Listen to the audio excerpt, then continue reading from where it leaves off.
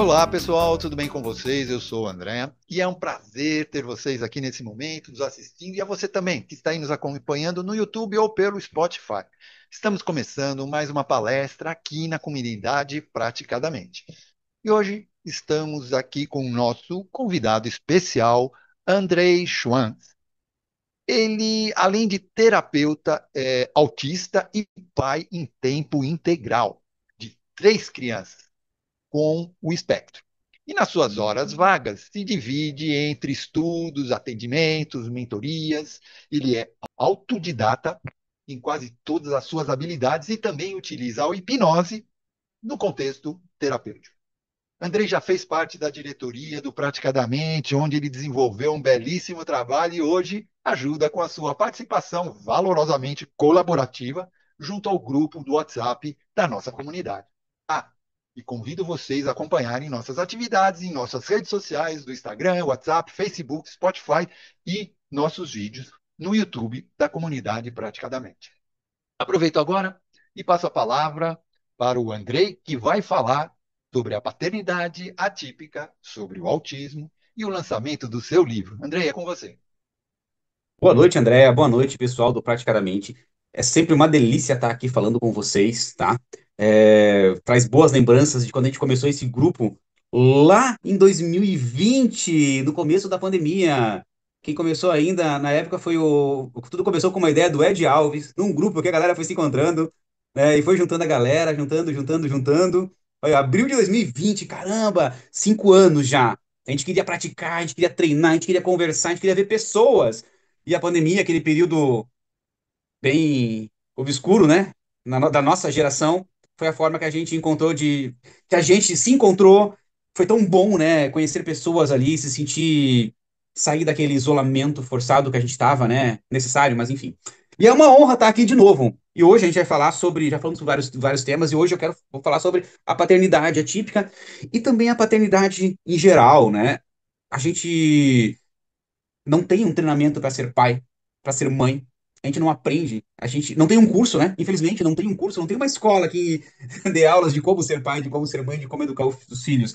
E o que a gente faz é ir aprendendo na marra, aos trancos, com acertos e erros, a maior parte das vezes erros, né? E a gente vai aprendendo, vai evoluindo, e é sobre isso que eu quero falar, né? Eu sou Andrei, eu tenho 39 anos, eu descobri que sou autista aos 35 anos, por causa dos meus filhos, né? Foi durante a pandemia, eu descobri ali o meu autismo, fui atrás do diagnóstico dos meus três filhos, e depois eu fui atrás do meu diagnóstico. Hoje eu tenho um grupo de apoio para autistas adultos, para família de autistas, e vou orientando essas pessoas a conseguirem a sua funcionalidade, para que essas pessoas tenham uma funcionalidade.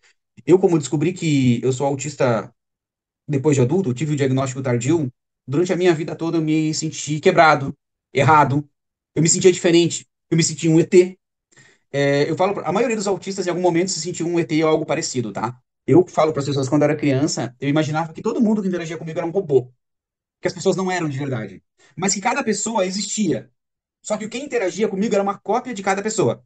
As pessoas estavam escondidas em algum lugar. E no momento em que eu dissesse, eu sei que vocês não são de verdade, aí eu estaria pronto para ir viver com essas pessoas.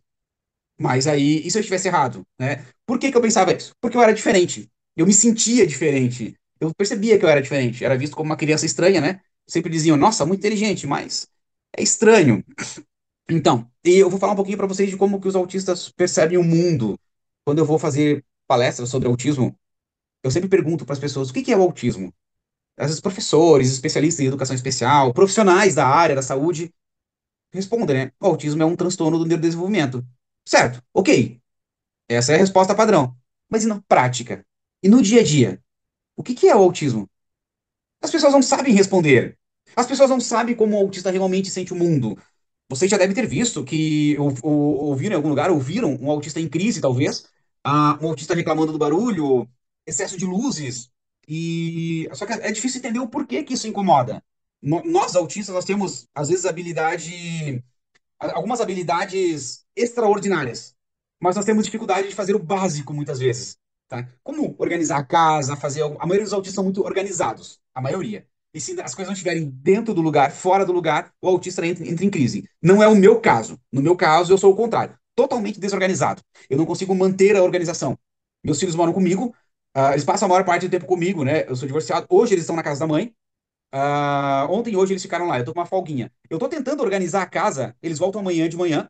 Eu tô tentando organizar a casa para eles voltarem. E eu ainda não consegui. 2 dias eu ainda não consegui organizar a casa. Eu tô lavando louça há 2 dias. Que eu começo a lavar a louça, eu não consigo terminar de lavar a louça.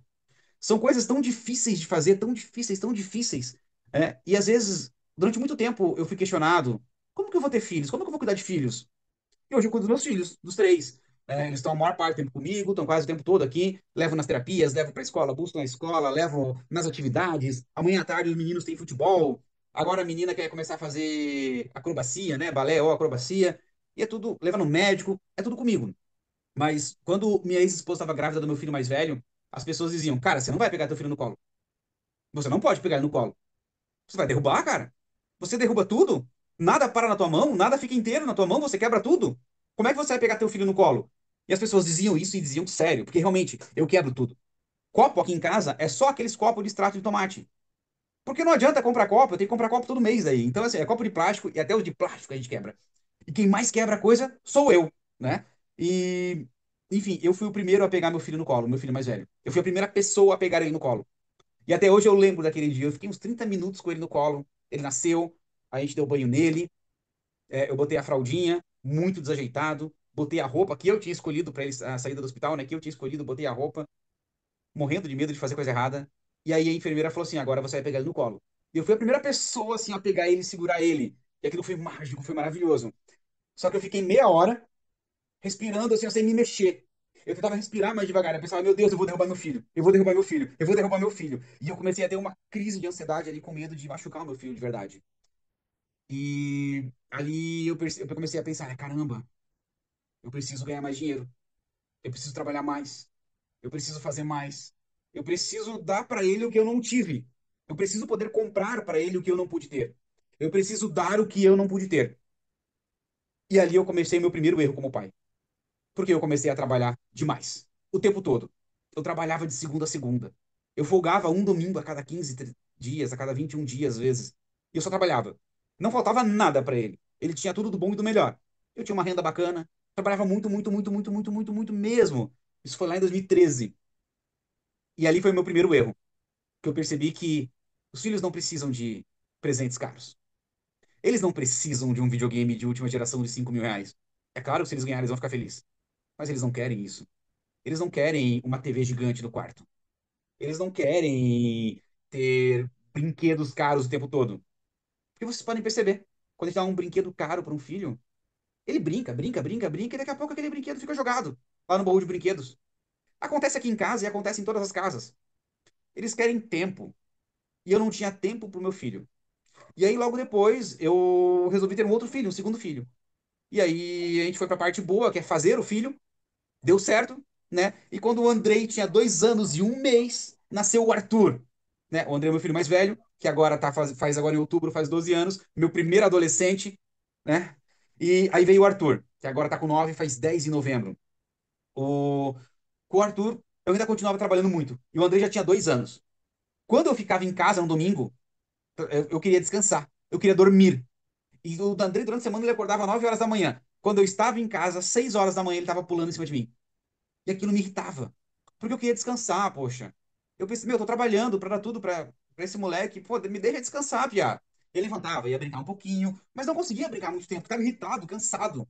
Além do desgaste mental, eu não fazia ideia ainda de que era autista ou por que eu tinha as minhas crises. E aí eu descontava nele, às vezes, irritação, né? Porque eu nunca tava aqui.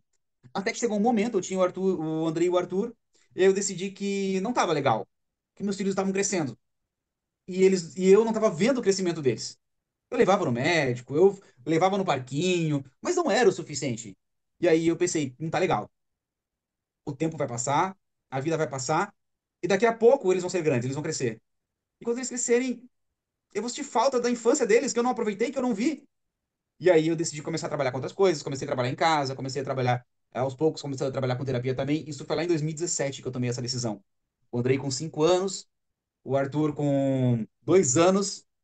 E aí eu comecei a aproveitar mais os meus filhos, comecei a aproveitar mais a paternidade. E eu vou falar para vocês, tá? Isso evita um infarto, hein? Isso ajuda a gente a viver mais tempo. Cara, como é bom! E aí logo depois veio a Alice. A Alice não estava nos planos, não foi planejada, mas veio, de mentira. E ainda bem que veio a Alice, né? A minha menina, a minha princesa. E as pessoas dizem, ah, a menina é mais apegada com o pai. E é verdade. Eu tenho um relacionamento maravilhoso com os meus filhos. Mas a Alice, assim, ela é minha princesa. Ela vem, abraça e fala assim, pai, obrigado por ser meu pai. Você é o melhor pai do mundo.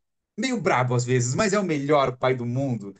Como é bom ouvir aquilo, como é delicioso, como é gostoso você ouvir isso.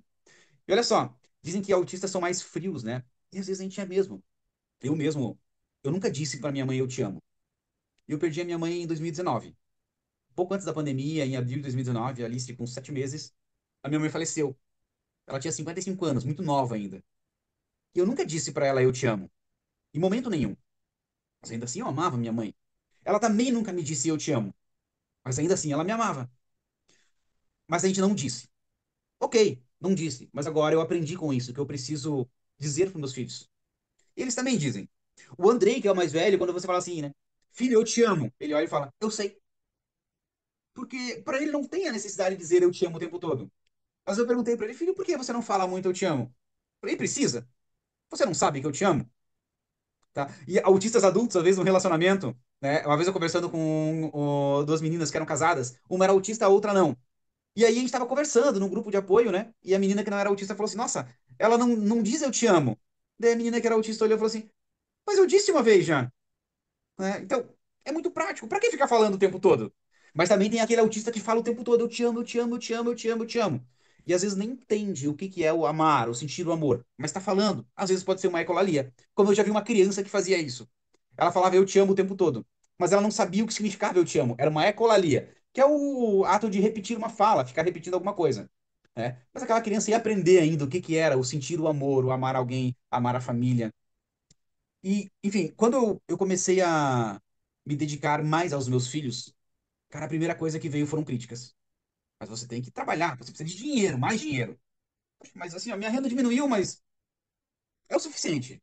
A gente não está esbanjando dinheiro, mas a gente está vivendo bem, porque agora a gente tem mais qualidade de vida. Mas, tá, mas você tem que trabalhar mais, tem que trabalhar mais, tem que trabalhar mais. Por que que eu tenho que trabalhar mais? É o que a gente aprende, a nossa geração aprendeu isso, é trabalhar, trabalhar, trabalhar, trabalhar, trabalhar. É garantir, o medo da falta, aquele constante medo de que vai faltar.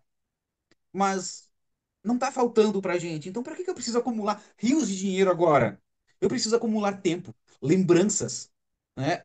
Eu não preciso da maior TV dentro de casa. Porque quando a gente vai assistir um filminho, a gente assiste aqui no computador, que é uma tela pequena, ou às vezes a gente assiste no celular jogado aqui, ó, na cama, a cama tá aqui atrás de mim, a gente assiste jogado aqui na cama. Todos os quatro empilhados ali em cima da cama, comendo uma pipoca e assistindo no celular, que é uma telinha pequenininha. Mas é o momento que importa. Isso é maravilhoso. É muito bom poder aproveitar tudo isso com eles, né? Então, mas eu falei antes ali do que é o autismo. Como que é o autismo? Como é que as pessoas percebem o autismo? Verdade, a geração Z está mudando isso. Eles querem qualidade de vida. Eles esperam qualidade de vida. Inclusive, quando eu vou nas empresas, a gente fala assim: essa molecada não quer trabalhar. Não, eles querem. Só que eles não querem colocar o trabalho na frente da qualidade de vida, na frente da vida deles. O trabalho é parte da vida deles. Nós crescemos como o trabalho sendo a nossa vida. Por exemplo, o que que você é? Eu sou engenheiro. Não, você trabalha como engenheiro. Mas o que que você é? Talvez você é marido, talvez você é pai, talvez você é filho. Isso não conta? A gente quer apresentar os nossos títulos. Eu sou médico, eu sou advogado. A gente quer apresentar eu sou doutor, não sei no quê, eu sou mestre, não sei. Nós aprendemos que o título importa e não importa. Não é isso que importa. Sim, é importante, mas não é o mais importante. A geração Z já não está mais com essa visão, não. Ainda bem. Eles vão lidar com outras dificuldades, outros problemas, que a próxima geração, a geração alfa, vai ter que aprender, vai ser diferente deles, né? Mas cada geração, a geração Z talvez critique a geração alfa por algum motivo, algum outro motivo. Nós criticamos relacionado ao trabalho, a geração de cristal. Nós somos a geração de ferro, nossos pais foram a geração de ferro, né? E nós somos a geração de cristal. E a gente critica a geração de cristal, mas como é que a gente critica se foi a gente que criou? Se eles estão errados, parte do erro é culpa nossa, né? É nossa culpa. Então, mas enfim, falando sobre autismo um pouquinho, o que que é o autismo, né? Beleza, é um transtorno do neurodesenvolvimento. Mas por que que um barulho incomoda? Por que que um barulho causa ânsia de vômito? Eu não sei se vocês lembram da época de escola, se vocês gostavam da merenda, gostavam do cheiro da merenda. O cheiro da merenda me dava nojo, me dava ânsia de vômito. E quando eu falo, às vezes tem pais que falam, nossa, que saudade da merenda da escola, aquele cheirinho gostoso. Até pouco tempo atrás eu sentia ânsia de vômito aí na escola botando meus filhos. Eu fiz uma intervenção com hipnose, né, pra interpretar um pouco diferente esse cheiro. E tá durando muito tempo. O cheiro da comida da escola ainda não me agrada, não é bom, mas não me causa ânsia de vômito agora. Mas olha só, o porquê que isso incomoda? Por que que isso vai causando problema para o autista? Porque os nossos neurônios interpretam o mundo de um jeito diferente. Ali entre 1 e 3 anos, mais próximo dos 2 anos. Opa, acho que caímos. Estão me ouvindo? Não, tá Tá, tudo perfeito. ok por enquanto. Ah, tá, perfeito. Apareceu para mim uma tela aqui. Não, ok. Então vamos lá. Porque ali entre 1 e 3 anos, próximos dos 2 anos, todo autista ele tem o que a gente chama de poda neural. O que que é isso?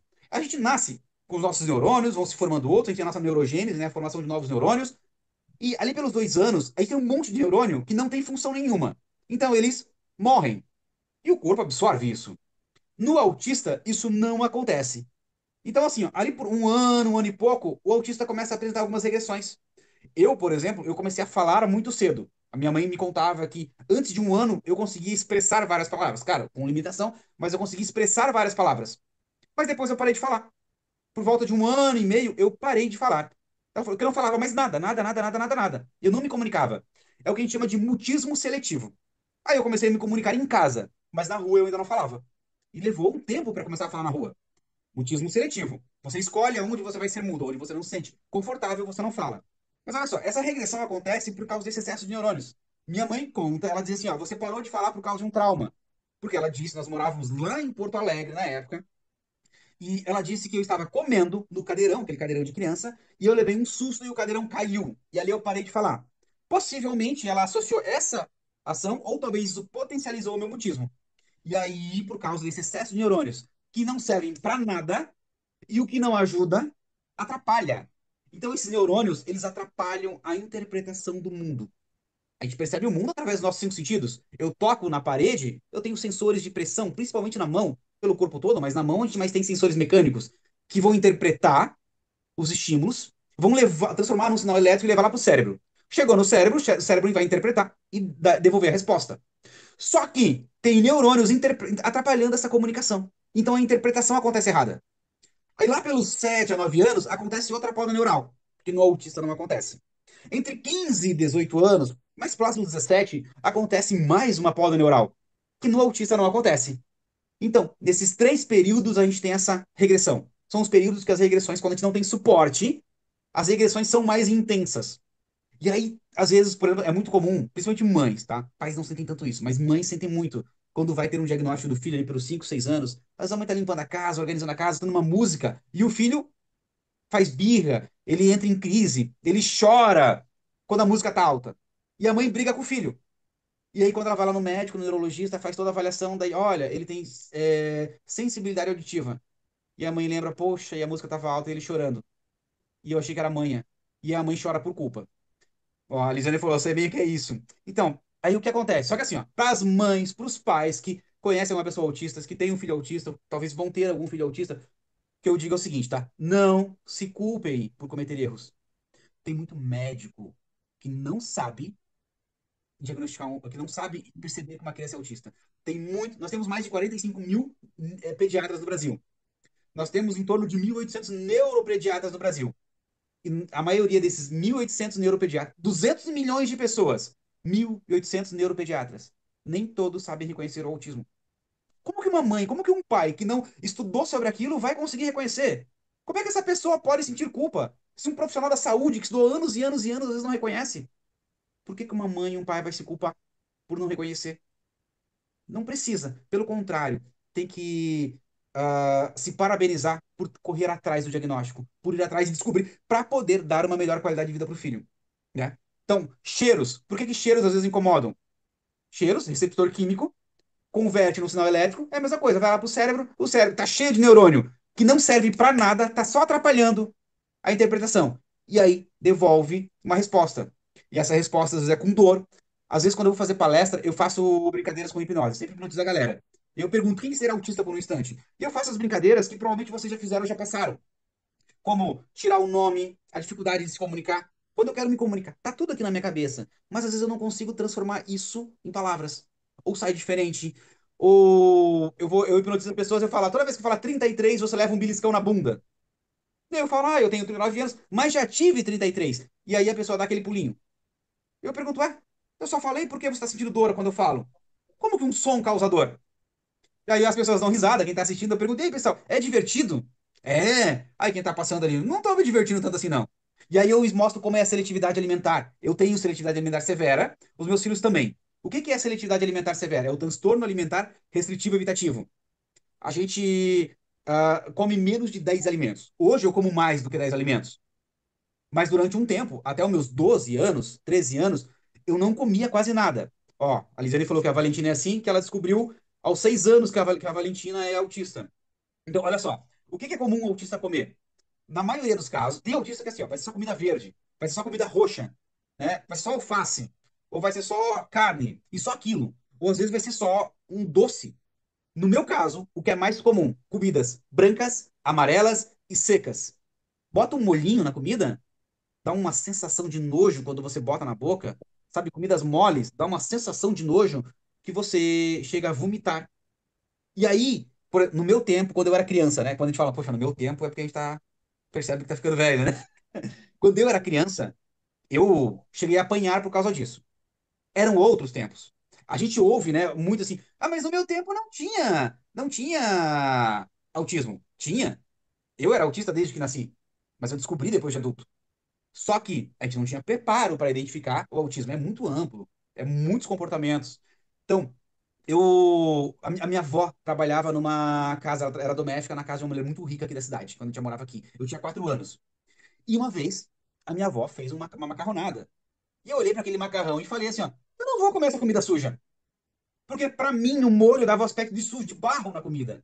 É nojento. Pega o macarrão, joga barro em cima e come. Não tem como. E era a mesma sensação que eu tinha. Aí a minha avó, aí sem falta de educação, ela me bateu. Mas claro, ela era o que ela, era o mundo dela. Não tinha como ela agir de outro jeito. Era o único jeito que ela sabia agir. Aí uma outra situação, autista normalmente é bem literal, né? A gente aprende metáforas, a gente aprende a subjetividade, mas assim, ó, a gente é mais literal do que o normal. Se falar para alguém assim, eu vou falar no pé da orelha, eu sei o que significa, mas todo autista vai imaginar um pé aqui na orelha, tá? A primeira coisa que vem quando alguém fala isso é como se tivesse um pé aqui na orelha de verdade. A gente vai imaginar literalmente. Enfim, aí a minha avó, no mesmo local, na mesma trabalhando na casa dessa mulher, ela me adorava, porque eu era uma criança muito comportada. Por quê? Porque eu sentava e ficava brincando no chão ali quietinho o dia inteiro. Eu ficava quieto o dia inteiro no mesmo lugar. Bem coisa de autista. Tem um autista que é hiperativo. Eu não era. Eu ficava sentado o dia inteiro no mesmo lugar. E aí ela fala, vamos pedir um cachorro, um x-salada hoje. Como o Andrei não come salada, pede um cachorro quente para ele.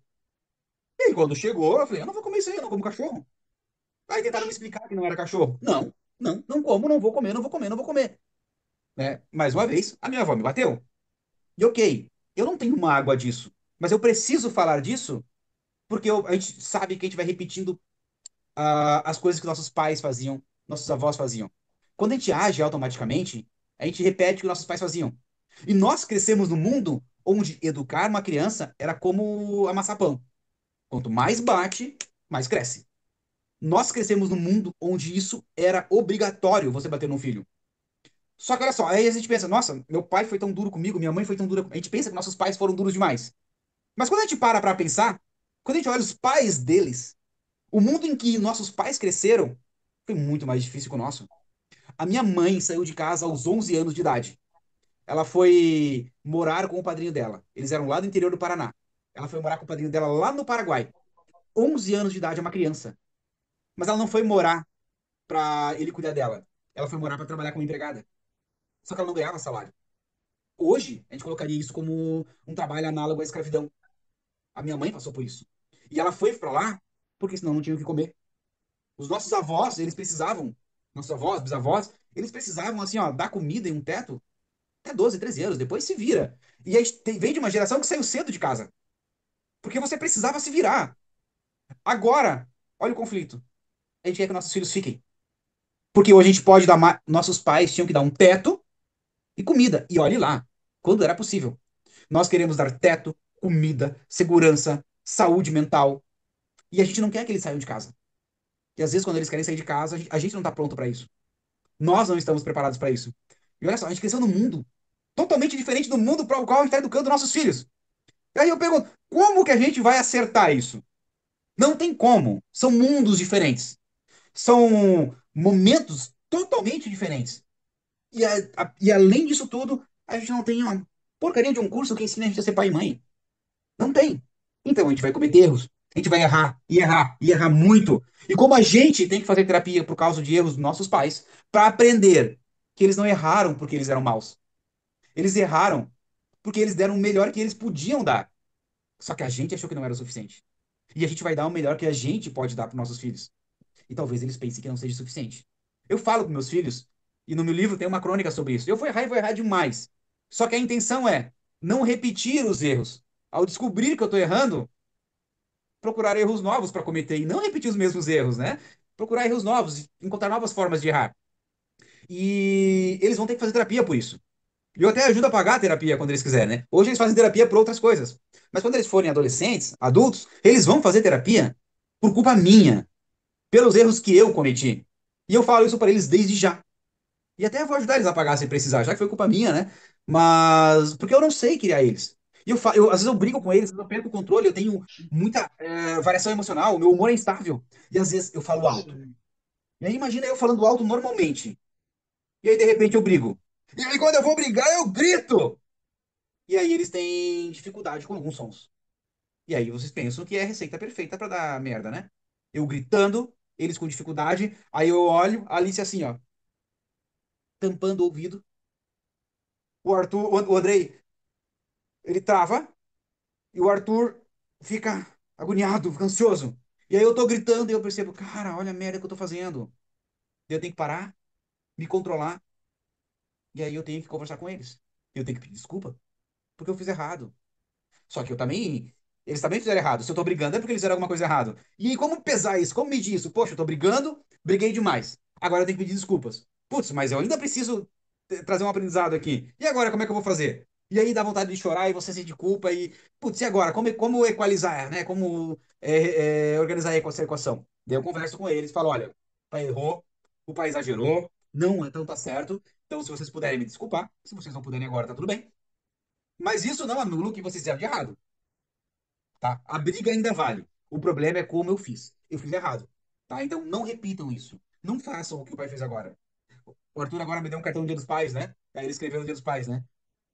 Parabéns pelo Dia dos Pais. Obrigado por me ensinar o que eu não devo fazer. Né? Foi aí meio sarcástico, Jaguarinha, né? Meio sarcástico, pra dizer assim, você me mostra exatamente o que eu não devo fazer. Você faz aquilo que eu não devo.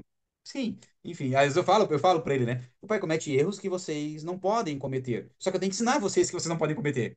Então é tudo muito difícil. Não só para um pai autista, né? Mas para qualquer pai, para qualquer mãe. É difícil isso. No caso dos meus filhos, ser pai é difícil. Mas para eles, ser filho de um pai autista também é difícil. Só que isso me ajuda a ter mais autoconhecimento, me ajuda trazer mais, a poder ensinar mais coisas para eles, a me conhecer mais e evoluir como pessoa, como ser humano, como pai, tá? Me ajuda a evoluir dentro de todas essas aspectos. Falando um pouquinho sobre terapia de autistas, tem muita gente que pergunta, manda mensagem para eles no privado, né? Andrei, dá para hipnotizar autista? Dá para tratar autista? Dá, claro que dá. Provavelmente é possível que você já tenha hipnotizado uma pessoa autista. Talvez a pessoa nem sabe que é autista, tá? A gente tem hoje no Brasil oficialmente 3 milhões de autistas. Com diagnóstico, 2 milhões. Os dados oficiais do último censo foram de 3 milhões. Aí, ó, o Bruno falou que já me hipnotizou. É verdade, me hipnotizou online ainda. Então, olha só. Os dados oficiais do último censo são de que a gente tem 3 milhões de autistas no Brasil. 2 milhões mais ou menos diagnosticados. Mas esse dado está errado. Por que que ele está errado? Porque pela primeira vez foi colocado no censo a pergunta sobre autismo. Só que ela não era uma pergunta que era feita em toda a casa. Ela era feita a cada 10 ou 15 casas, não tenho certeza. E aqui na minha casa nós somos em 4 autistas. E a pergunta não apareceu. Então, assim, ó, pelos dados do CDC, né, que é o Centro de Controle de Doenças dos Estados Unidos, que é onde tem os melhores dados sobre autismo do mundo, tá? Eles têm dados muito bons. Existem uma pessoa autista para cada 31 pessoas.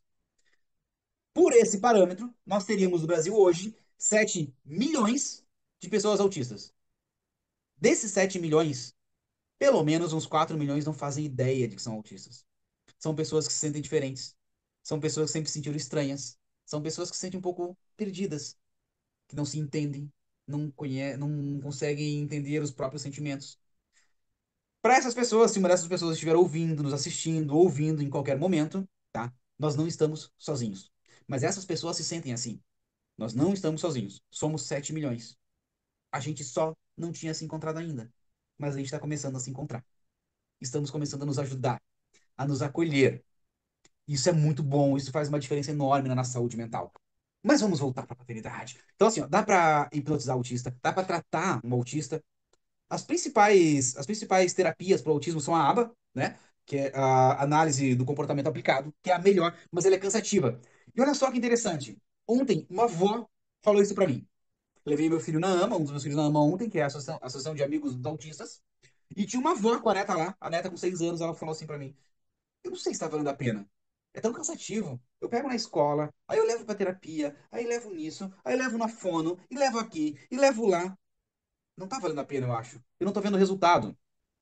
E aí eu falei pra ela, vó, você vai ver o resultado. Só que ele não aparece de repente. Mas em algum momento, você vai estar tão cansada, mas vai parar, vai olhar pra trás e vai ver a evolução. E a menina dela, a neta dela era não verbal, ela não fala. E eu falei, quando a tua neta falar, vó, bom dia, vó, oi, vó, aí você vai desmontar. Aí você vai chorar tanto, mas com uma alegria tão grande. Sabe o que que é? Às vezes um pai e uma mãe fala assim: eu não vejo a hora do meu filho falar mãe, falar pai. Uma criança com 6 7 anos e a pessoa fala assim, às vezes pra mim, comenta nos vídeos do Instagram assim, né? Eu ainda não tive a emoção de ver meu filho me chamar de mãe. Mas eu quero, eu espero. E eu sei que um dia isso vai acontecer. E eu falo, vai, vai. Tá? E assim, ó, é por isso que vale a pena insistir nas terapias. É cansativo. A aba é uma das terapias mais exaustivas que existem. É muito exaustivo, mas vale a pena. Todo esse cansaço, todo esse desgaste, vale muito a pena.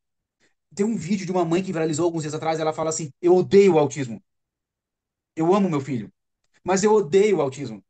E ela fala chorando: "Eu só queria poder sentar, eu tô saindo de uma festa onde eu não consegui sentar e aproveitar.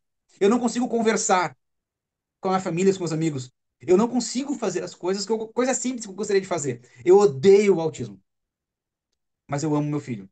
E realmente o autismo é muito cansativo, é muito difícil. Ser pai, ser mãe de uma criança autista é muito exaustivo. Aí tem gente que fala com a melhor das intenções. Ai, mas é uma bênção na tua vida. Ele é um anjo azul. Ai, é porque você dá conta, por isso que você ganhou esse presente. Nossa, como isso dá raiva na gente. Eu sei que as pessoas falam isso com a melhor das intenções. Eu sei, mas que dá raiva dá. Por isso que a gente precisa falar mais sobre. A gente precisa educar mais sobre o autismo. Porque realmente é muito cansativo. Às vezes você está tão exausto. Eu faço 3 tipos de carne todo dia no almoço. Porque o carne que um come, o outro não come. Então é custoso, é caro, você gasta dinheiro. Às vezes não tem. Assim, é muito. A Lisiane falou, você está me descrevendo. É difícil, é cansativo, é exaustivo. Às vezes eu boto meus filhos para dormir, eles dormem aqui, ó, na cama comigo. O Andrei, que é o mais velho, ele não dorme mais aqui na cama comigo. Ele dorme no chão. Ele bota um colchão aqui no chão, eles têm o quarto deles ali. Precisa aumentar a casa agora, né? Mas eles dormem aqui no colchão, eles dormem no colchão no chão, e o Arthur e a Alice dormem aqui em cima. Então, só que o Arthur e a Alice querem me tocar. Se eles não me tocarem, eles acordam. O Andrei, ele demora para dormir, ele não sente sono. Então eu tenho que falar para ele assim, ó, filho, vamos dormir. E aí ele começa a mexer a perna no colchão, e faz aquele barulho, né? Ele começa a raspar no colchão. Nossa, e aquilo me irrita. Aquilo me irrita tanto. Eu falo, filho, se acalma um pouquinho agora para nós dormir. E assim que ele para, em 5 minutos ele tá dormindo. Ferrado no sono. Dificilmente ele acorda. O Arthur e a Alice, eles acordam quase todas as noites. Para ver se eu tô do lado, para me tocar. Se eu sair do lado de um deles, eles acordam, o pai vem do meu lado. Me abraça e volta a dormir. Apagam. Eles dormem fácil, eles dormem sozinhos, né? Mas assim, eles precisam estar me tocando ao dormir. Isso dá segurança para eles. O Andrei não dorme mais comigo porque ele não gosta que toquem. Até o Irma, ele perguntou sobre o abraço, né? O Andrei, que é mais velho, ele não gosta de abraço. Ele odeia abraço. E aí, pensa o seguinte: como um pai e uma mãe não vai abraçar o seu filho? Você quer abraçar, você quer esmagar, você quer beijar. E o Andrei, que é o mais velho, não gosta de abraço. Ontem eu levando ele pra ama, a gente tava no Uber, indo de Uber. Aí eu falei, filho, me dá um beijo. Aí ele me deu um beijo. Aí eu deitei ele no meu ombro, ele ficou. E aí eu encostei o nariz na bochecha dele. Ele falou, não. Eu falei, não vou te beijar, filho. Vai. Eu falei, mas por que você não gosta que o pai beija? Vai. Pra ele causa nojo, causa uma sensação estranha, é um desconforto. Aí às vezes. Aí eu falei, não vou te beijar, só vai encostar o nariz. Posso? Pode. Mas o nariz também dói um pouco, pai. Eu falei, mas posso manter o nariz? Pode, pode. Só que eu abraço ele, eu quero abraçar meu filho. Eu abraço ele, ele se sente desconfortável, ele vai saindo. Então eu evito. Eu respeito esse espaço dele. Mas como pai, eu quero amassar.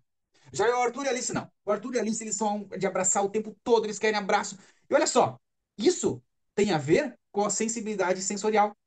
O Arthur não bota casaco. Tá friozinho hoje, tá chovendo, né? Gostosinho pra ficar dentro de casa. Mas antes eu tava de casaco. O Arthur não gosta de casaco. Tá frio, 5 graus. E o Arthur não quer botar casaco. Eu não tô com frio, pai. Só que tem um tipo de casaco, tem um casaco que é o peludinho, que ele tem uma textura que é confortável. Tem que tirar a etiqueta incomoda, mas tem aquela textura que é gostosa. Aquele casaco ele quer usar. Já o Andrei, ele quer usar casaco o tempo todo.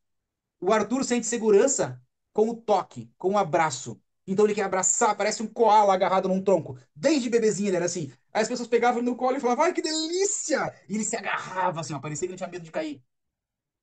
Mas aquele abraço dava segurança pra ele. O Andrei não. O Andrei não gosta de abraço, mas ele gosta de casaco. O casaco, muita coberta, dá segurança pra ele. O Arthur, se você bota uma coberta, pai, não encosta a coberta em mim que eu tô morrendo de calor. E ele fica enjoado, ele passa mal. Ele passa mal. Às vezes no verão a coberta toca na perna dele, ele fica com enjoo. Tudo questões sensoriais. Então, um gosta de excesso de abraço, o outro odeia abraço. E olha só, quando eu fui fazer o diagnóstico do Andrei, fui lá em Blumenau, que é o mais velho. Eu tinha certeza que ele era autista já. Passamos por vários profissionais que falaram que não. Um falou que ele era mal educado, o outro falou que ele era superdotado, né? Enfim, aí fui no especialista em autismo. Fez as avaliações, tal, fechou o diagnóstico. Ele perguntou: "E os outros filhos, pai?" Pô, a Alice, às vezes eu suspeito que ela é autista. Ela tem as brincadeiras dela de empilhar coisas, ela gosta, abre o armário, fica empilhando as caixas de leite. Faz umas brincadeiras que não fazem muito sentido. Gosta de brincadeiras mais tranquilas, quando tá com outras crianças. Ela, a Alice é aventureira. Mas com as outras crianças a brincadeira tem que ser tranquila. Aí eu falei, o Arthur não. O Arthur não é autista. Ele, aí o médico perguntou, por quê? Eu falei, cara, o Arthur gosta de abraço, assim, ele quer o tempo todo abraço. Ele quer ficar encostado na gente o tempo todo. Ele é assim, assim, assado. E fui descrevendo. Ele falou, mas pai, você tá me descrevendo uma criança autista também. Não, não pode ser. Ele falou, vamos fazer os testes? Aí beleza, aí levamos o Arthur e fechou o diagnóstico. E aí, no meu livro eu conto, né, como cada pai e cada mãe recebe o diagnóstico. Normalmente a mãe chora, por culpa. E o pai fica meio que perdido. Quando eu peguei o diagnóstico do André, eu chorei de felicidade. Eu chorei de felicidade, porque eu pensei, caramba, eu sei agora o porquê que eu era diferente e porquê que ele é diferente. Eu sei o porquê das dificuldades dele. Chegava visita, ele vinha pro quarto. E ficava no quarto. 2, 3, 4 horas no quarto. Enquanto a visita não ia embora, ele não saía. E ficava aqui sentado com o carrinho, rodando a roda do carrinho. Sem brincar com o carrinho. Bem coisa de autista. O Arthur era mais sociável. Só que eu forcei demais o Arthur. E aos 5 anos o Arthur teve depressão. E eu lembro de casos, no grupo do PDM, lendo praticamente, em outros grupos, de gente que mandava mensagem: olha, eu tô com uma criança, tratando uma criança assim, assim, assim e tal. Aí, fala mais. Às vezes a pessoa me chamava no privado, aí descrevi os pais, eu falava: cara, não adianta tratar essa criança, tu tem que tratar esses pais. Uma vez eu respondi da seguinte forma: olha, com o áudio que essa mãe mandou, como pai, eu quero pegar um gato morto e bater na cara dessa mãe até esse gato miar. Meu Deus, que nojo dessa mãe. Como terapeuta, eu vou recomendar que você chame os pais e converse calmamente para que eles façam terapia e mudem o ambiente onde essa criança está. Porque o problema são eles. Mas como pai, né? Putz, enfim. Só que aí, olha só. Aos 5 anos, o Arthur teve depressão. Ele começou a fazer xixi na calça na escola. Ele não conseguia mais se concentrar. Chorava o tempo todo. E eu cada vez mais incisivo. Filho, se você não parar, eu vou ter que começar a te botar de castigo. E aí eu comecei a tirar ele todas as atividades, comecei a dar castigo, cheguei a bater nele num dia que eu tava muito irritado. E aí eu pensei, né? Porra, eu falo pras pessoas, leva os pais pra tratar. E eu tô fazendo meu filho ficar com depressão? Porra, que merda de pai que eu tô sendo? O que que eu tô fazendo de errado? E aí eu pensei, vou hipnotizar o Arthur. E fiz. E aí a gente foi brincar de Roblox. Eu fiz ele se imaginar dentro do Roblox. Né? Para quem tem filhos vai saber o que é o Roblox, né? Plataforma de joguinhos. E aí ele se imaginou no Roblox. E aí eu misturei o Roblox com Minecraft e dei a maçã encantada para ele, onde ele tinha superpoderes. E aí eu falei, filho, tá aparecendo um outro jogador. É um amiguinho. Quem que é aquele amiguinho? Ele tá triste, filho. Aí ele falou, pai, ele até, eu lembro até hoje do nome, é o Estevão. Ele começou a descrever um amiguinho dele da escola. Ele tá triste. Por quê, filho? Ele ama o pai dele, mas o pai dele briga demais, ele não sabe por quê. E eu pensei, puta merda. E naquela hora, assim, ele ali de olho fechado e eu chorando. Eu comecei a chorar, começou a escorrer a lágrima. Pensei, caralho, que merda de pai que eu sou, né? Meu, eu tô até falando palavrão. Enfim. Aí eu falei, que o pai horrível que eu sou. E aí, cada vez que ele piorava mais, eu brigava mais. E botava mais de castigo, eu pensei, a culpa é minha. Eu tava forçando ele demais. E aí eu mudei o meu comportamento. Em 2 semanas, o Arthur era outra criança. Ele era alegre de novo. Ele parou de fazer xixi na calça na escola. Ele mudou completamente, porque eu mudei. Porque eu era o pai tóxico. Eu estava sendo o problema dele. E aí, quando eu peguei o diagnóstico dele, ele já tinha 7 anos. E aí eu chorei de culpa. E aí eu chorei de culpa. Eu pensei, caramba, eu forcei ele tanto porque ele era mais sociável. Aí, pra ajudar o Andrei, eu forçava o Arthur. Putz, eu botei uma carga nele que não era dele. Eu botei um peso nele que ele era só uma criança. Desde os 3, 4 anos, eu botei uma carga que ele não deveria jamais carregar. E isso vai acompanhar ele pro resto da vida. E eu sei que ele vai ter que fazer muita terapia por causa desse evento específico. Mas hoje, eu reconheço que eu causei esse erro e que eu corrigi esse erro. Apesar de deixar marcas, agora eu estou cometendo erros diferentes, erros novos. Hoje a gente consegue. Às vezes eles estão tristes e eu preciso tentar entender. Só que autista é dificuldade de comunicação. Então a gente tem que quebrar essa dificuldade para tentar entender e é muito difícil. O Arthur estava jogando um joguinho no Roblox que era o Roube um Brain Hot. E aquilo estava fazendo mal para ele. Ele estava irritado, brigando com amigos. Aí eu falei, filho, não tá legal esse jogo. Vamos diminuir? Hoje, a mãe dele, ele tava lá, a mãe dele me ligou e falou: ó, proibi esse jogo, aconteceu isso. Foi perfeito. Eu tinha conversado com ele, proibimos o jogo. Essa semana, eu falei, crianças, hoje não vamos jogar. Vamos assistir TV. Na segunda-feira à tarde, se empilhamos aqui na cama e fomos assistir um filminho. Pipoca, sorvete, no meio da semana à tarde. Hoje eu posso fazer isso. E não tem preço que pague isso. Lembra quando eu falei antes que eu abri mão do meu trabalho, de um bom salário, para poder me dedicar a eles? Eu sei que nem todo pai, nem toda mãe pode fazer isso, mas aqueles que podem, como é gostoso, como é maravilhoso. Sentar aqui, ó, se jogar nessa cama, fechar a cortina, tava friozinho também. Sorvetinho, pipoca, comendo besteirinha, assistindo um filme. Nossa, que gostoso! E eles vão lembrar disso para sempre. São momentos que eles vão ter para sempre. Mas, em frente, né? Então, assim, ó, ser pai é difícil. Ser mãe é difícil. Tem a seletividade alimentar, fazer o almoço, fazer a comida. Mas como, às vezes a criança só come. Tem criança que só come bolacha. Só um tipo de bolacha. E aí os pais não entendem. E os pais querem obrigar essa criança a sair do mundo dela e colocar no teu mundo. Vai comer na marra. E aí você perde a paciência e vai comer e não tem jeito. E você grita. E força e vai comer. E bota a goela abaixo. E a criança vomita. E aí você percebe que, opa, não dá pra exagerar, não dá pra forçar. Não adianta. E aí você tenta se acalmar. Então, assim, ó, pra criança que tem seletividade alimentar, pro pai, pra essa mãe, uma sugestão que eu dou. Não tenta arrancá-la do mundo dela. Entra no mundo dela. Ah, o meu filho só come bolacha Maria, assim, assim, assim, sentado no canto, não senta na mesa. Então você, pai e mãe, vai fazer a mesma coisa. Perdão, durante uma semana, você vai comer exatamente o que o teu filho come. Você vai fazer os mesmos hábitos que ele tem. Você vai entrar no mundo dele. Você vai dizer, mostrar para ele que você entende ele. Você vai sentar no canto que ele senta para comer. Você vai sentar para brincar da brincadeira dele. Por mais que não faça sentido, você vai entrar no mundo dele. E só depois é que você vai começar aos poucos trazer ele para o teu mundo. Você entra no mundo do autista. Você pega ele pela mão e aos poucos você vai mostrando o teu mundo. É tudo muito pensado, muito devagar, muito desgastante. A Lisiane ali, ela saiu, ela mandou mensagem, ela falou: "Ó, eu vou ter que sair, desculpa, eu tenho que sair porque minha filha tá chorando demais." E assim, tá? E como ela falou antes, eu odeio o autismo. Eu odeio isso. Porque ele traz um desgaste tão grande. Uma coisa que todo pai e mãe de autista ouve, e que é verdade, que um pai e uma mãe de autista, principalmente as mães, tá? As mães, elas vivem num estado mental de guerra, como se elas estivessem na guerra. É o tempo todo em alerta. Você não descansa. Você não consegue completar o teu ciclo circadiano. Você não dorme direito. As mães normalmente ouvem melhor o barulho dos bebês. O bebê chora, a mãe acorda. Eu tive que desenvolver como homem, eu tive que desenvolver essa habilidade. Desde criança, meus filhos choravam, eu acordava para ver o que estava acontecendo. Enquanto eles mamavam no peito, era a mãe que precisava acordar. Até ali estava tranquilo. Aí desmamou, né? Quando a gente estava casado, a mãe falou: ó, te vira, meu filho. Agora eu quero dormir um pouquinho. Mamadeira não tá grudada em mim. Pega que o filho é teu. E aí eu comecei a acordar de noite, né? Para começar a cuidar um pouco mais. E aí sim, pode passar um. Agora vai ter 7 de setembro, tem desfile, né? Podem passar tocando aqui do lado da minha casa. Eu não escuto se eu estiver dormindo. Mas se meus filhos fizerem um barulho diferente, eu acordo na hora. Uma mãe autista tá assim o tempo todo. Só que não é só quando é bebê. É quando tem 10 anos, às vezes quando tem 15 anos. Então pensa você passar durante 15, 20 anos da tua vida em estado de alerta, como um soldado em guerra, que ele não pode dormir. Ele não pode, ele dorme, mas é muito superficial o sono dele. É assim de uma mãe autista. Essa mãe precisa de cuidado, mas às vezes ela não vai se cuidar. Normalmente o pai não entende e acaba não dando o suporte que essa mãe precisa. E aí, esse pai e essa mãe não vão cuidar da própria saúde mental. Então, assim, ó, pai, mãe de autista, qualquer pessoa vai cuidar da sua saúde mental. Mas pai, mãe de autista, você precisa de um tempo para você.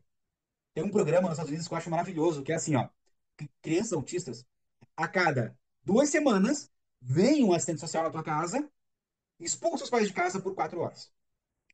Toca os pais para fora de casa. Esse assistente social cuida dessa criança por 4 horas. E durante essas 4 horas, os pais vão fazer o que quiserem. E isso é muito bom para que eles possam ter o tempo deles. Teve tanto pai e mãe autista que eu pergunto assim: e o teu tempo? Ah, como assim meu tempo? O teu tempo para você fazer, se desligar, para você não precisar se preocupar um pouco com o teu filho. Você tem um suporte? Não, não tenho. Não. Isso é horrível, é muito difícil para essa pessoa. Como que essa pessoa vai cuidar? Vai cuidar de uma criança, vai cuidar de um filho, se ela não pode cuidar dela mesma? É aquela velha história do avião. Se máscaras de oxigênio caírem e você estiver acompanhado de uma criança, primeiro você, depois o teu filho. Porque senão você vai cuidar do teu filho e você não vai dar conta de botar nem nele, nem em você. E aí os dois sofrem. E é assim na paternidade atípica. Os pais esquecem de olhar para eles mesmos. E precisam.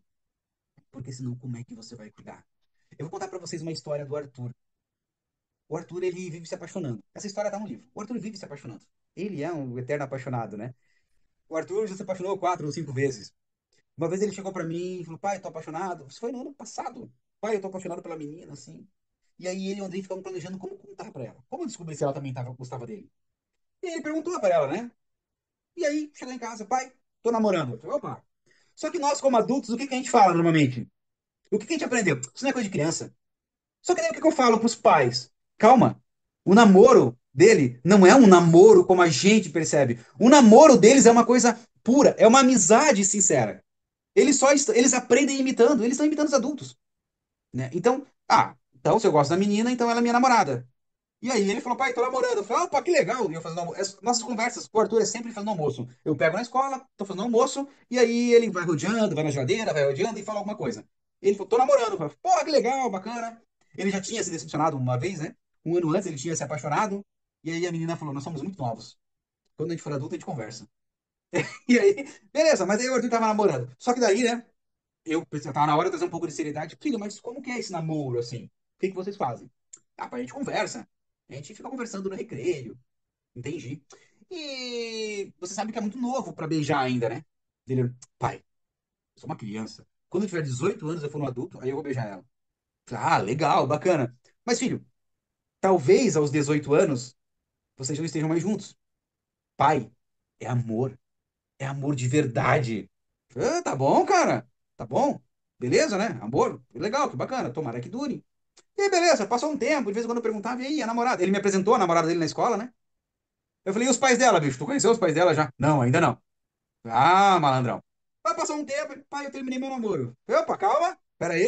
Larguei o fogão. Senta aí, bicho, vamos conversar, né? Pensei, acho que ele é hora de entrar o pai, adulto, agora dá uns conselhos pra esse moleque, né? Senta aí, Pia, que eu vou te dar uns conselhos. Cara, não era amor de verdade? Ele olhou: pai, o amor também acaba.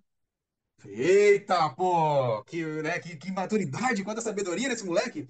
Aí eu, sim, vou ter que dar uns conselhos. Ele deve estar meio mal, né? Filho, você tá bem? Tô, pai.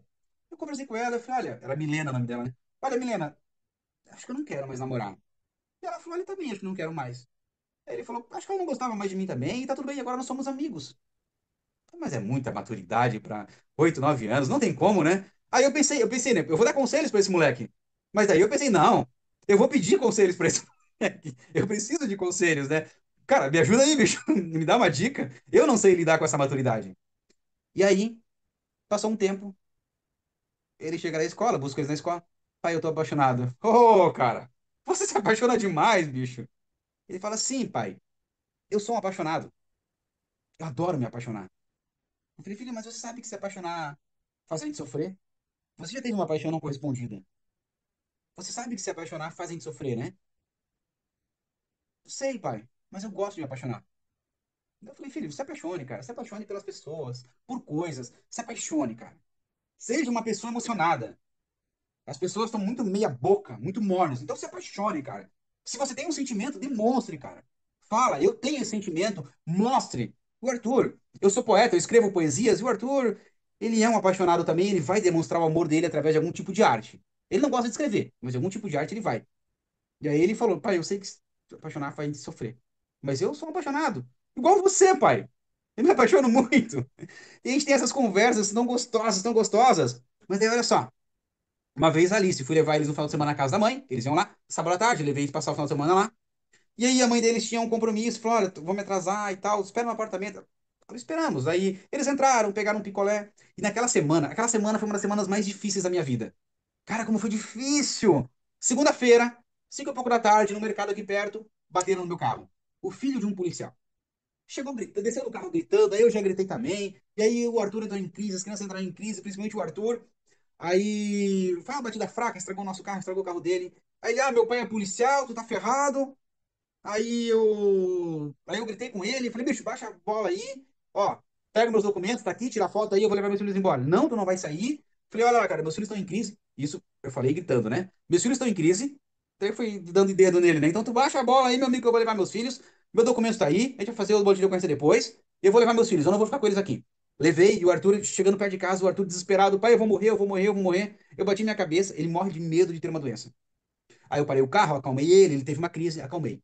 No outro dia, naquele mesmo dia, o pai do cara me liga me ameaçando, porque eu sou policial e tu vai ter que pagar, senão a gente vai atrás de você.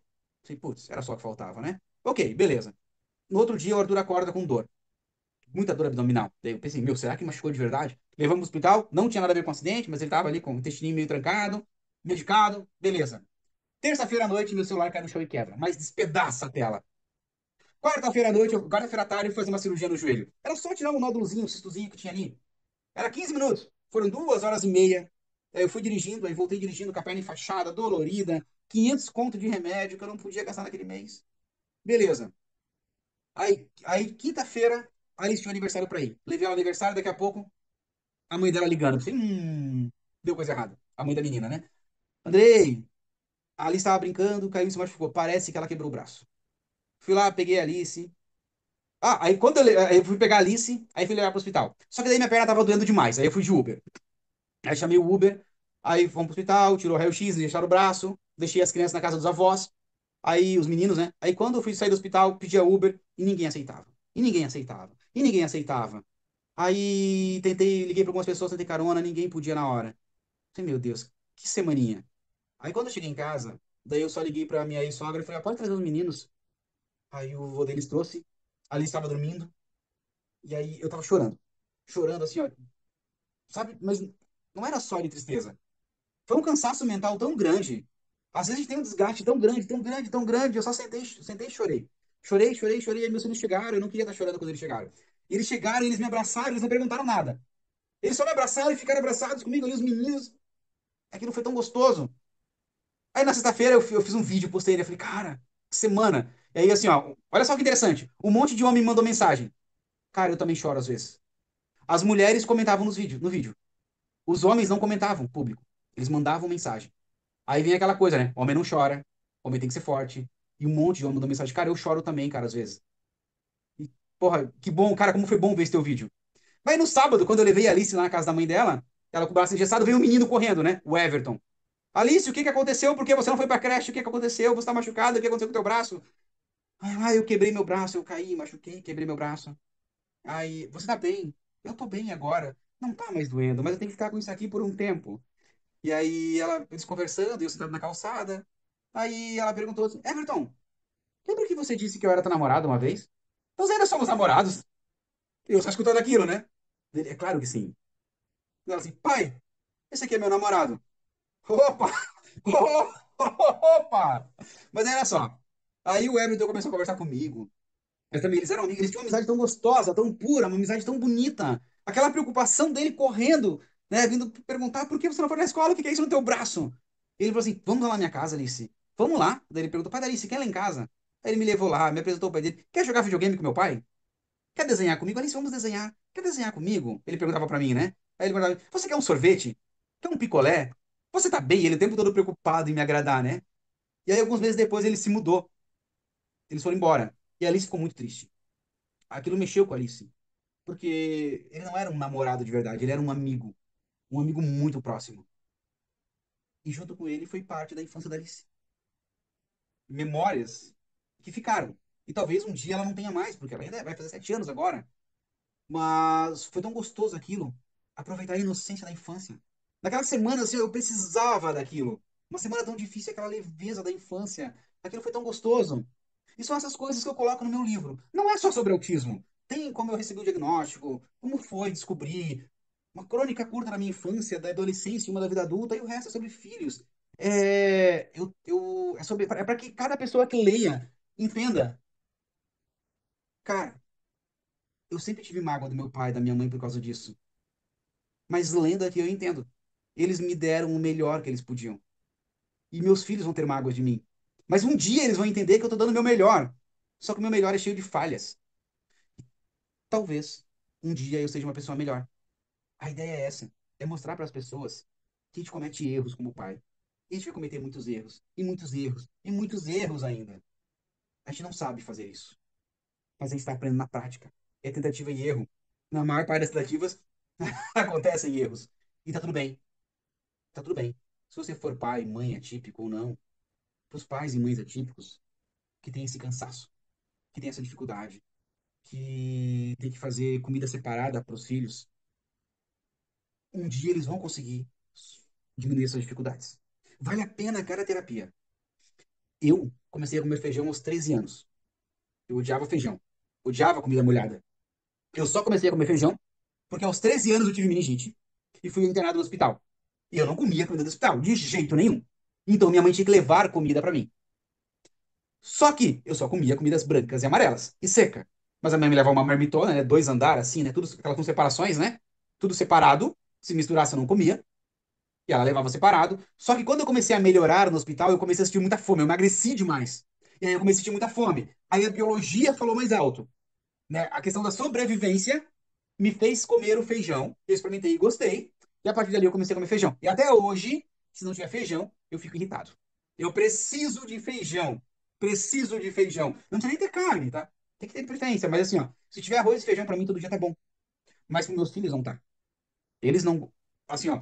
O Andrei, ele adorava feijão. Adorava, adorava, adorava. Até que as pessoas falavam, começavam a falar, né? Tem que comer muito feijão pra crescer. Tem que comer muito feijão pra crescer. E ele sempre falava, eu não quero crescer, eu quero ser criança pra sempre.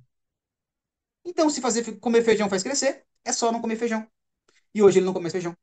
Ele não suporta feijão. Isso começou ali por uns 4 anos e meio, 5 anos. Hoje eu sei que a literalidade do autismo interferiu ali. Eu não quero crescer. Então, se todo mundo diz que é só comer feijão para crescer, é só parar de comer feijão e tá tudo bem. E hoje ele não suporta o feijão. A Alice e o Arthur depende. Num dia eles comem o feijão, cara, esse feijão tá delicioso. No outro dia, nossa, pai, esse feijão tá horrível. E é o mesmo feijão. Só que a questão emocional vai interferir. Tem um monte de coisas que eu não tô vendo que vão interferir. O Arthur gosta de coisas amargas, azedas. Ele não gosta muito de doce. O André e a Alice preferem doce. A Alice já passou o dia inteiro sem comer. Eu converso, filha, vamos comer uma coisinha, filha. Não, pai, eu não tô com fome. Mas ela tá. Só que ela não quer comer. Porque às vezes tudo que tem uma variedade de coisas pra comer. E ela olha e nada agrada. Às vezes eu apelo, filha, quer um miojo cru? Ela adora miojo cru. Miojo vai ter que ser aquele do pacotão grande. Aquele do pacotinho pequeno não serve. O do pacotão grande, ela adora comer aquele miojo cru. E vou falar pra vocês que é uma delícia, tá? É gostoso mesmo. Mas, enfim. Então, assim, ó, são 3 comidas diferentes. E às vezes eu faço 3 tipos de carne diferente. Naquele dia, nenhum come carne. Nenhum come carne. Aí eu fico com um monte de carne sobrando. E às vezes eu boto a comida no prato e a comida vai fora. Só que eu cresci ouvindo que não se joga comida fora. E como foi difícil superar isso. Hoje, eu sei que às vezes meus filhos vão jogar comida fora. Então eu tenho que ensinar isso para eles. Ó, crianças, comida a gente não joga fora. Tem gente que não tem. Só que eu tenho que entender que eles têm alguns limites deles e que em alguns momentos a comida não vai descer. Não vai descer. Simplesmente não vai. Então aquela comida pode ir pro cachorro, talvez. Cachorro, depende da comida, né? Não dá pra dar feijão. Mas uma comidinha ou outra pode ir para um cachorro, pro cachorro. Não tá indo fora. Só que assim, ó, tem conflitos aqui, entendeu? O pai tem que entender que às vezes a comida vai sobrar no prato. Mas o Andrei cresceu ouvindo que não se joga comida fora. Cresceu apanhando sobrar as comidas no prato. E talvez alguns de vocês passaram pela mesma coisa. Então eu tenho que quebrar essa limitação para conseguir ajudar meus filhos, como pai. E às vezes é três tipos de comida e nada vai. E aí o pai tem que se entupir de carne, né, para não ir fora. E é isso. A paternidade atípica é uma aventura muito grande. Inclusive, é como eu coloco no livro. Deixa eu mostrar o livro para vocês. Esse aqui é o meu livro. Tá invertido ou estão vendo do jeito certo? Tá certo? Beleza. Esse aqui é o meu livro. Pai e Autista, As Aventuras da Paternidade Atípica e o inverso também. Porque nem todo dia é uma aventura. Às vezes são desventuras. Nem todo dia, nem todos os dias são bons. Quase derrubei tudo aqui agora. Nem todos os dias são bons. Nem todos os dias são fáceis. A maioria dos dias são difíceis. E aqui eu transformo as nossas histórias em crônicas. E a ideia desse projeto, ficou 3 anos para ficar pronto. Eu fiz ele mais ou menos, escrevi ele todo em um mês. Só que eu cresci ouvindo. Você é muito inteligente, mas não faz nada direito. Não termina nada. E eu sofri muito para terminar esse livro. Foi muito difícil. Eu fiz a diagramação, eu criei a capa, fiz os textos. Aliás, talvez vocês conhecem o Alexandre Voit, né? O Ale, que participou do grupo também. Ele fez o prefácio, eu convidei ele para fazer o prefácio. Então, no prefácio, tá assinado pelo Ale Voit. Não sei se dá para ver, mas enfim, tá aqui, né? Ale Voit, palhaço e terapeuta. Ele, inclusive, escreveu uma crônica também. A ideia desse livro é que seja terapêutico. É que você resgate memórias com seus filhos, com seus pais. Ele é para pais, para avós, para filhos. E ele é interativo. Cada livro é único. Como numa metáfora, quando a gente vai fazer uma terapia com metáfora, uma coisa mais ericksoniana, a mesma metáfora serve diferente para cada pessoa. A ideia é que esse livro sirva diferente, de forma diferente para cada pessoa. E no final, tem também histórias. Cada um dos meus filhos escreveu uma história, né? Aqui tem a Alice. Ela ainda não sabe ler e escrever, mas ela foi falando a história, eu fui escrevendo. O Andrei e o Arthur escreveram as suas histórias. Eles escreveram, né? Então, eu comprei as histórias deles, né? Eu tenho que pagar royalties para eles pelas histórias. Cada um deles escreveu a sua história e eu botei aqui no livro. Eles queriam fazer um livro infantil, eu perguntei se poderia colocar no livro. No livro eles aceitaram. E no final, aqui no final, tem um espaço. Aqui não dá para ver as linhas, tá? Mas assim, ó, tem linhas para que cada pessoa escreva a sua crônica. Cada livro tem que ser único. E tem um e-mail, tem aqui a orientação de como se inspirar para escrever. Ah, mas eu não tenho filhos. Você tem pais. E você tem boas lembranças deles. Você tem mágoas deles. E algumas você superou. Talvez algumas não. Mas ainda tem tempo de superar. Então, é para que cada pessoa escreva a sua história aqui e mande por e-mail, se quiser. Tem um e-mail aqui. Se a pessoa quiser mandar o e-mail com a sua crônica, a ideia é publicar depois um outro livro, sem a intenção de ter um lucro com esse livro. É um livro para imortalizar histórias anônimas. A maioria das pessoas que passou na face da Terra não é lembrada. É lembrada pelos filhos, pelos netos, depois é apagada da história. Não tem registros. Escrever é uma forma de se tornar imortal. Eu vou passar, meus filhos vão passar, meus netos passarão. Mas a nossa história vai ficar aqui, imortalizada. Enquanto houver uma pessoa na Terra, a nossa história é imortal.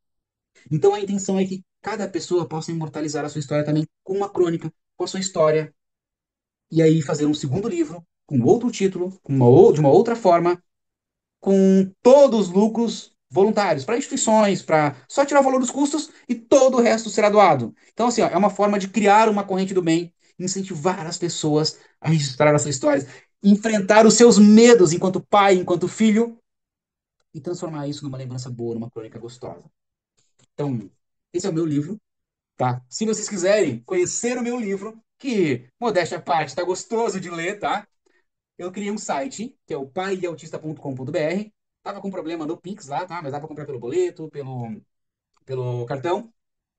Vou enviar, tô enviando para qualquer lugar do Brasil com frete grátis. Por quê? Porque enviar livro pelo correio é muito barato, tá?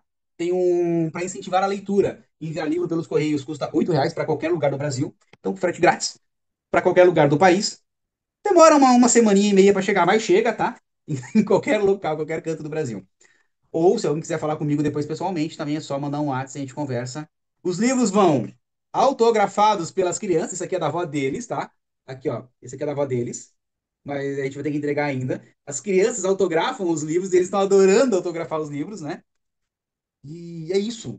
É isso que eu queria mostrar para vocês. Falar um pouquinho sobre a paternidade atípica, sobre a paternidade, sobre a nossa dificuldade em quebrar aquelas correntes dos nossos pais.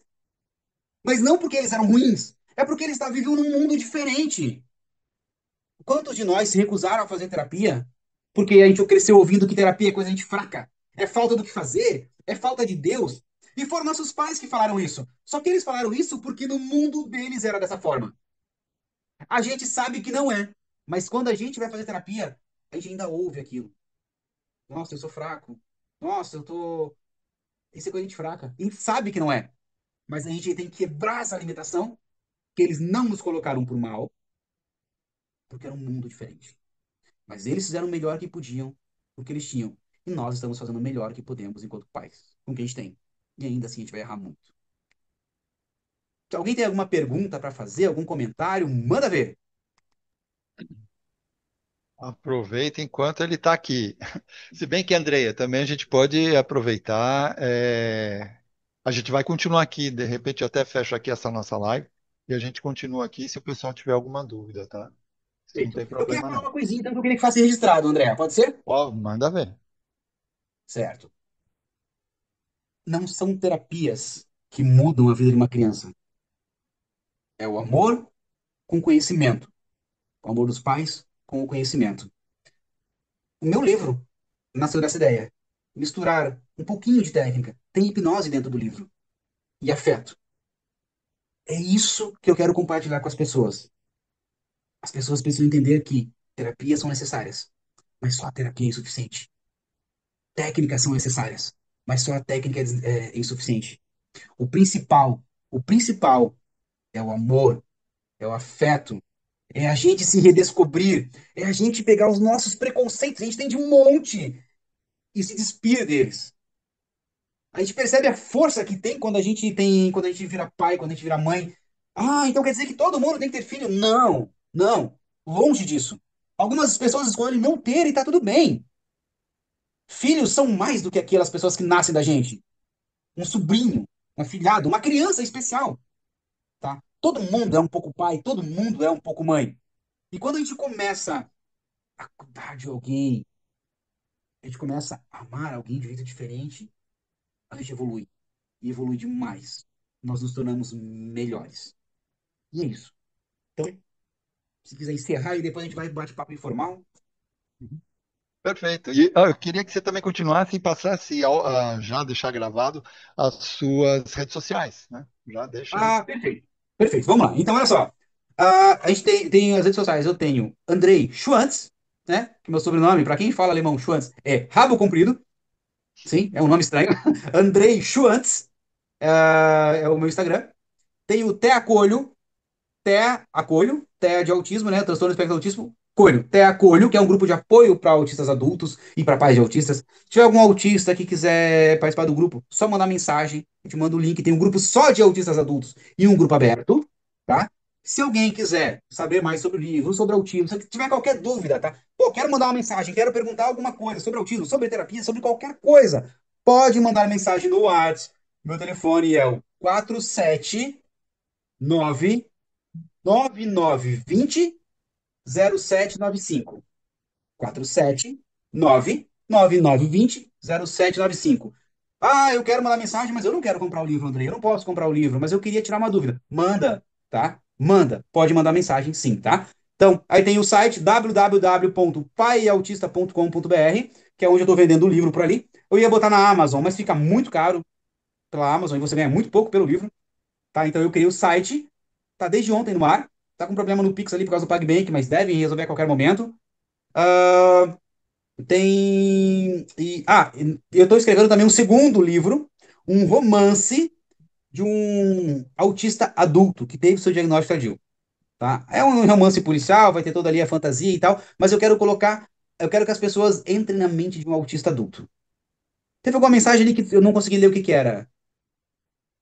A Bruna estava dizendo que eu sou estudante de educação especial,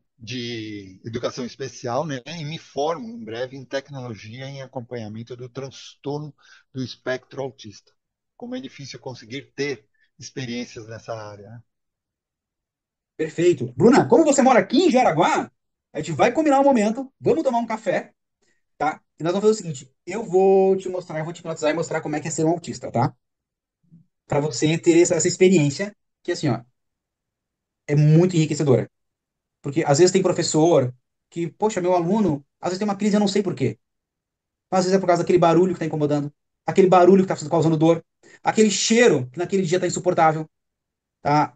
São coisas que para quase todo mundo vai ser imperceptível, mas para nós aquilo é insuportável naquele dia. Então, você vai passar por essa experiência, tá? De ser autista por alguns minutos, para você saber, para você poder, isso vai melhorar ainda mais a tua empatia, a tua forma de acolher os teus alunos, as pessoas que você vai acompanhar. É isso aí. Isso. Então, Andrei, vou fazer o seguinte, aproveitar aqui que vamos encerrar. Eu vou, para quem quiser, eu vou estar postando esse vídeo, né, no nosso canal da comunidade, no YouTube da comunidade do Praticadamente, e vou deixar na descrição desse vídeo. Então, se você tiver alguma dúvida e quiser, vai lá na descrição, vai estar anotado ah, todas os endereços, né, do Instagram, do site, do próprio WhatsApp do Andrei. Se você quiser, vai lá embaixo na descrição e você vai achar tudo isso se você não conseguiu anotar, ok? Então, pessoal, estamos encerrando essa resenha sensacional do Andrei, com muitas informações pontuais, né, para o nosso aprendizado, que foi sensacional e espero que vocês tenham gostado. E lembrando a todos que entrem e sigam o Instagram da comunidade do Praticadamente, né, que assim vocês irão receber o comunicado de todas as nossas resenhas, nossas aulas, as nossas palestras que vamos ter por aí, tá? Em nome de toda a nossa equipe, diretores, gestores, o nosso imenso agradecimento ao nosso convidado de hoje, Andrei Schwanz, e a todos que estão aqui presentes, e a você que está vendo esse vídeo. Já deu seu like aí? Então, dê o seu like e colabore para o canal crescer cada vez mais. Isso ajuda a aumentar a comunidade do Praticadamente, e assim mais pessoas terão essas informações. E juntos podemos fazer a diferença e transformar a vida das pessoas. Então vamos nos despedindo e a gente se encontra na nossa próxima resenha do Praticadamente. Até lá, pessoal!